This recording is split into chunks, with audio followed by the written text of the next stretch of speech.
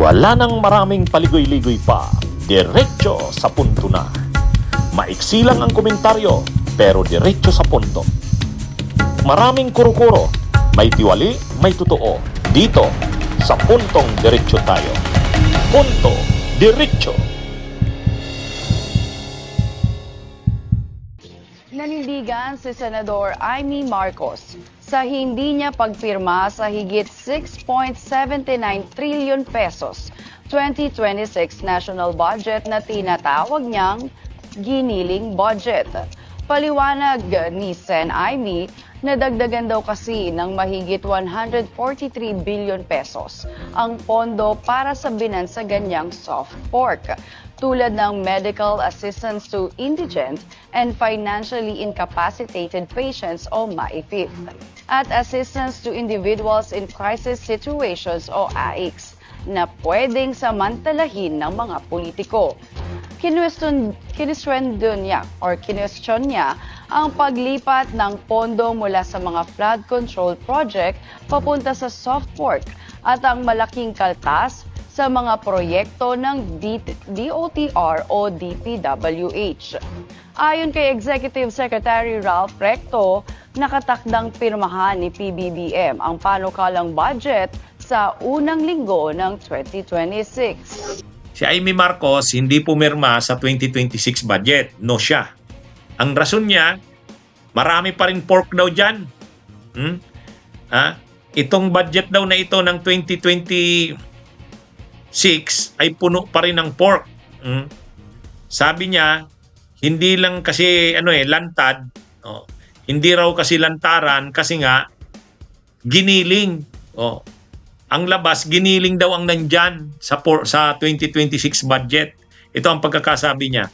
Mali para sa akin na ilipat ang tinanggal na flood control funds patungo sa mga soft pork gaya ng MAIF, AICS, TUPAD, PAFF, FMR at LGSF. Mga programang matagal nang iniuugnay sa political incentives. Ang dagdag na pondo rito, 143.83 billion mula sa NEP. Tuwing mababanggit ang soft pork, hindi ko maiwasang isipin na ito ay pork barrel pa rin. Ang budget na ito ay giniling, pork pa rin. Giniling lang para di halata, kaya ayaw kong pumirma. Yan yung yan yung stand ni Amy dito sa 2026 budget. Totoo naman yung sinasabi ni Amy Marcos. Marami pa rin talagang pork yan sa 2026 budget. Kaya lang, hipokrita rin itong si Amy. Maalala natin, sa 2025 budget, kontra din daw siya sa 2025 budget. Pero nung nilabas ng Billionaire News Channel yung DPWH leaks, pumapangalawa man umano sa may sponsored infrastructure projects sa 24 na senador ng 19th Congress, nangunguna naman si former Senate President Cheese Escudero na may pinakamalaking hiling na budget sa 2025 National Expenditure Program. Yan ay batay sa hawak na dokumento ng Billionaire News Channel na tinagurian na ngayong DPWH leaks. Ayon dito, merong 34 infrastructure projects kung saan si Escudero ang proponent. 1/3 lang ito ng 105 projects ni former Senator at ngayon Education Secretary Sonny Angara. Pero pumalo ang lahat ng ito sa 3 billion pesos. Sumunod sa listahan si Senator Amy Marcos na may 28 projects na nagkakahalaga ng 2.5 billion pesos. Si Angara na may pinakamaraming proyekto, pumangatlo lang sa listahan na may 2 billion. ayon yan sa expose ng Billionaire News Channel, doon sa tinatawag na DPWH leaks, silang tatlo. Si Angara, Sunny, si Cheese, pero kontra din siya noon sa 2025 budget. Kaya kontra siya sa 2025 budget, pero pangatlo siya sa pinakamaraming projects. So napaka-ipokrito. Kumbaga, ngayon na naman, kontra na naman siya sa 2026 budget. Sige nga, wala ba siyang mga projects dyan sa 2026 budget na yan? Kumukontra siya kasi, pero kahit naman kasi siya kumontra dyan sa budget na yan, maaprubahan yung budget na yan, may implement yan. So, ibig sabihin, kahit kumontra siya, yung kanyang mga projects na nandyan, may kanya pa rin yun. Kaya napaka-ipokrito.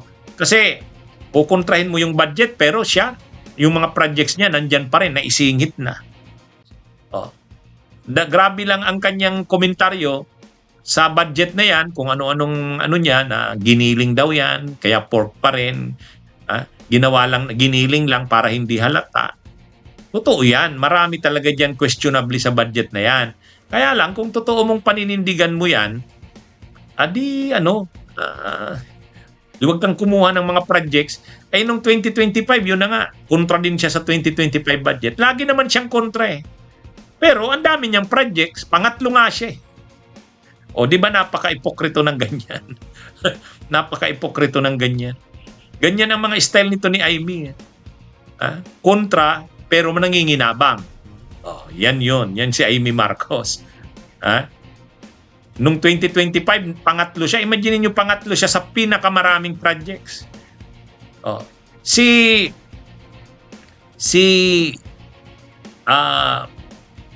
Sani Angara, ini-expect yan na marami sa kanyang insertions, pinakamarami siyang projects, karamihan doon nasa Baler Aurora. Ang dahilan noon, siya ang chairman ng Finance Committee noon. O syempre, makapangyarihan siya. Si Chis Escudero, syempre, nasa liderato rin ng Senado. Itong si Amy, ano ito eh, hindi mo maintindihan. Oposisyon, nasa minorya, kontra ng kontra, kasi pro Duterte siya, kontra siya sa administrasyon ng kapatid niya, kinukontra niya lagi.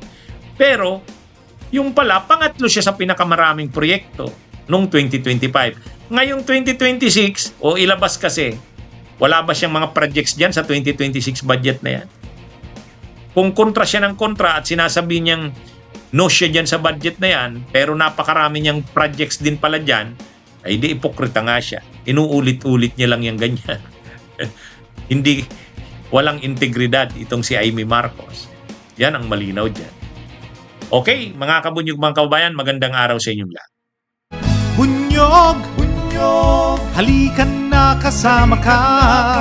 Bunyog, kapag buklod ay may pag-asa. Luzon, Visayas, Mindanao, isa ang pananaw.